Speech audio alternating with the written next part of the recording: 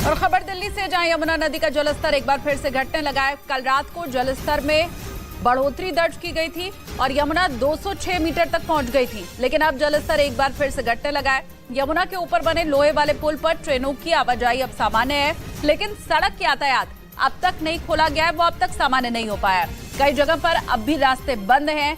बड़ी खबर आपको बता रहे हैं, यमुना का जलस्तर बढ़ने के बाद एक बार फिर से घटना शुरू हो चुका है। पुराना लोहे का पुल, रेलवे का यातायात यहाँ पर शुरू हो गया है, लेकिन अब भी जो आम गाड़ियां हैं वो यहाँ से नहीं गुजर रही हैं। और इन सब के बीच यमुना का जलस्तर कम होने के बाद दिल्ली प्रशासन ने गाड़ियों की आवाजाही को छूट दे दी है। इसके पहले तक उन इलाकों में पानी भरने की वजह से पाबंदी लगाई गई थी, लेकिन अभी भी सिंघू बॉर्डर से दिल्ली भारी माल वाहनों के प्रवेश पर प्रतिबंध लगा हुआ है। इससे पहले दिल्ली में बाढ़ के हालात को देखते हुए प्रशासन ने Singhu border, Badarpur border, Loni border और चिल्ली सीमा से भारी वाहनों के दिल्ली में प्रवेश को रोक दिया था। लेकिन यमुना नदी का जलस्तर कम होने के बाद कई निचले इलाकों से पानी निकल गया और वहां सुधार होने के बाद प्रशासन ने फिर से हल्के वाहनों के प्रवेश को अनुमति दी।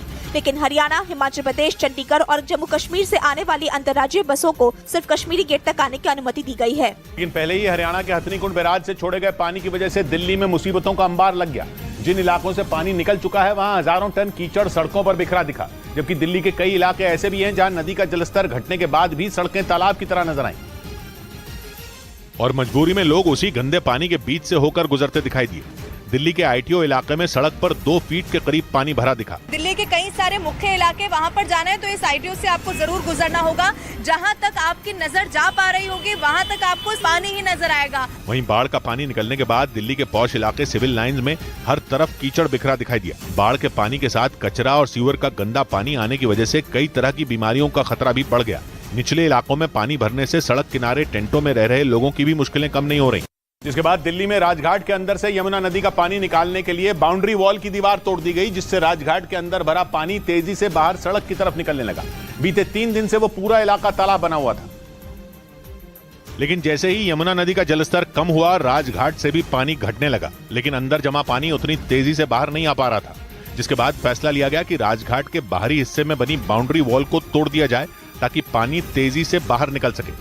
बाउंड्री वॉल हम आपको दिखाते हैं जो पानी की निकासी के लिए तोड़ी गई है। आप तस्वीरों में देखेंगे और आप देखेंगे बहुत तेजी से यहाँ से अब पानी निकल रहा है। बाउंड्री वॉल तोड़ने के बाद बाहर निकल रहे पानी को मिट्टी खोदने वाली मशीन की मदद से रास्ता बनाकर मैनहोल तक पहुंचाया गया। यमुना नदी का जलस्तर बढ़ने की वजह से 3 रोज पहले राजघाट पूरी तरह पानी में समा गया था। और पोर्ट ब्लेयर में आज वीर सावरकर इंटरनेशनल एयरपोर्ट के लिए टर्मिनल का उद्घाटन होगा। प्रधानमंत्री नरेंद्र मोदी वीडियो कॉन्फ्रेंसिंग के जरिए सुबह 10:30 बजे इसका उद्घाटन करेंगे। नए टर्मिनल की बिल्डिंग लगभग 710 करोड़ रुपए की लागत से तैयार हुई है। ये बड़ी खबर आपको हम बता रहे हैं। अंडमान निकोबार को प्रधानमंत्री नरेंद्र मोदी की ये बड़ी सौगात आज मिलने वाली है। यहाँ प्रधानमंत्री नरेंद्र मोदी सुबह 10:30 बजे उद्घाटन करने वाले हैं नए टर्मिनल का। वीडियो कॉन्फ्रेंसिंग के जरिए इस इंटरनेशनल एयरपोर्ट के नए टर्मिनल का उद्घाटन किया जाएगा। 10:30 बजे कार्यक्रम रखा गया। वीडियो कॉन्फ्रेंसिंग के जरिए प्रधानमंत्री नरेंद्र मोदी इसका उद्घाटन करने वाले हैं।